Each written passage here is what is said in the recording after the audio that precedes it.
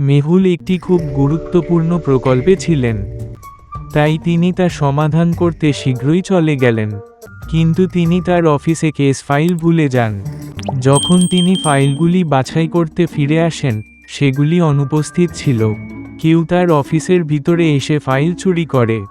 মেহুল তিনজনকে সন্দেহ করে এবং তিনি তাদের জিজ্ঞাসাবাদ করেন। সানা, আমি সকাল থেকে আমার ডেস্কে আছি।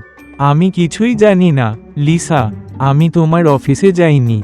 আমি কিছু চুরি করিনি। এডি, আমি তোমার অফিসে যাইনি। আমি কিছু চুরি করিনি। এই তিনজনের একজন ফাইল চুরি করেছে। বন্ধুরা, আপনি কি অনুমান করতে পারেন কে করেছে? বন্ধুরা, ভিডিওটি ভালো লাগলে একটি লাইক করবেন। চোর অফিসে ঢোকার সময় পায়ের ছাপের চিহ্ন রেখে যায়। চিহ্নগুলি একটি জুতার এবং সানা এবং লিসা হিল পরা। তাই এডি চোর।